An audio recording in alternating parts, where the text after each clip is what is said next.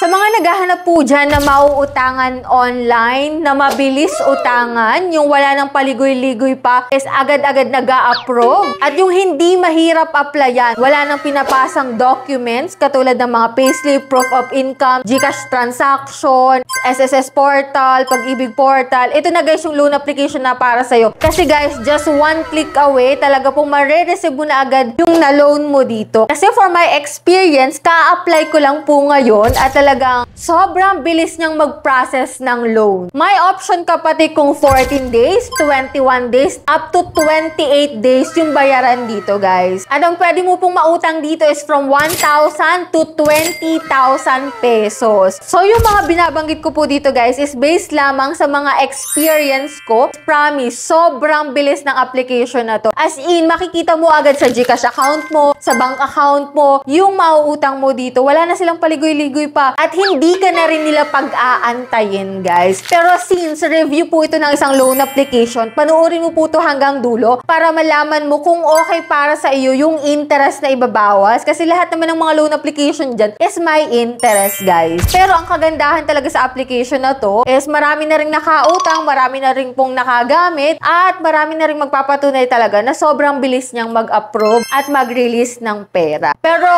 since loan application po ito, hindi rin naman natin maiiwasan na may mga bad complaint about sa loan application na to. So bago natin pag-usapan kung ano nga ba itong mabilis na loan application na to. Kasi sa panahon ngayon guys, nandyan naglalabasan na yung mga urgent bills natin, yung mga biglaang bayarin na hindi natin inaasahan. So itong loan application na to guys is maaaring sagot na rin sa iyong pangangailangan. Pero make sure yung interest is okay para sa'yo. So before natin puntahan ito guys, kung hindi ka pa po dyan nakasubscribe sa aking YouTube channel, kindly click na subscribe button, turn on the notification bell, and be updated lagi sa ating mga latest upload. Kasi dito po sa video na to, kukuha po ako ng 2 lucky winners. At ito na po yung unang announcement po ng unang lucky winner natin. Ayan, congratulations po sa'yo kaagad. Mag-PM ka na po sa aking Gmail account para maklaim mo na po agad-agad ang iyong prizes. And yan, tuloy-tuloy pa rin po yung ating pa-monthly cellphone giveaway, which is malapit na yun guys. Ayan, 1 lucky winner po yung aking pipiliin doon na pwede po pong i-convert into cash yung mapapanalunan mong pa-cellphone giveaway. Kaya stay connected, stay active, don't forget to like this video, mag-iwan ng comment dyan sa comment section, at please share this video guys para maraming makapanood at maraming makaalam kung anong loan application yung tinutukoy ko dito guys. So yan, if you're interested na malaman kung ano yun, just keep on watching.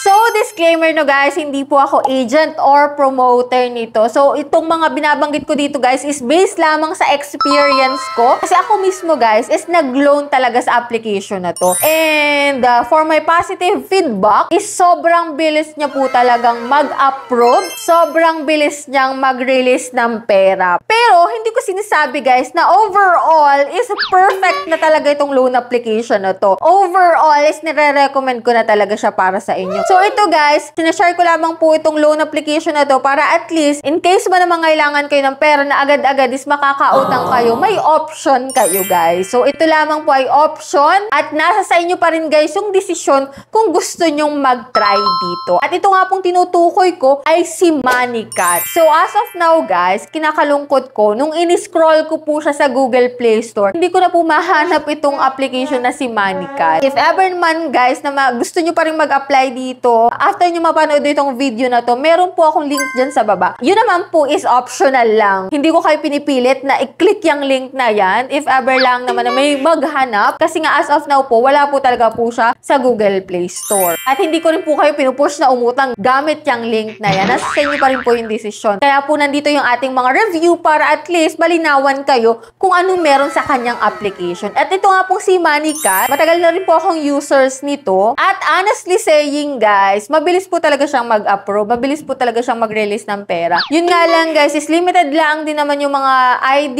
na pwede dito guys. Hindi po dito pwede yung PhilHealth ID.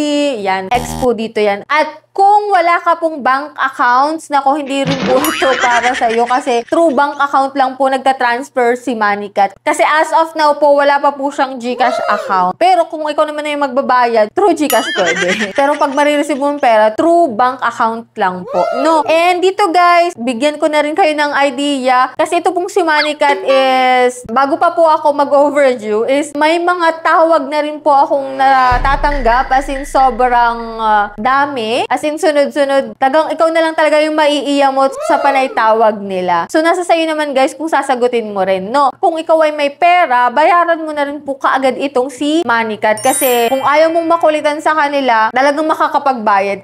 Kasi tawag po yan ng tawag before ng due date mo. Kahit pa po, hindi mo pa due date, tatawag na po sila. At ito pa guys, bali, ilang beses na rin po ako nakapag-reloan dito kay Moneycat. Ito pong si Moneycat ay 14 days to pay po, no? So, ito pong aking latest loan sa kanya is binilang ko. Ngayon po ako November 13 nag-loan sa kanya. Bale, ang offer niya po sa akin is 5,775 pesos. Yes, may putal po yun. Pero doon po sa 5,775 pesos ay hindi ko po siya buong na-receive. So, ang na-receive ko lang po dito is 4,200 pesos. Yun po ay babayaran ko sa November 28, 2025. So, bali, kung bibilangin nyo guys, 15 days po yung inabot. So, kung kukumputin natin guys, 5,775 minus 4,200 kasi yun yung na-receive ko, is pumapatak po na meron po silang 1,575 para sa service fee at interest dito within 15 days. So, kung i-divide natin guys sa 15 days, kada araw po, meron po silang 105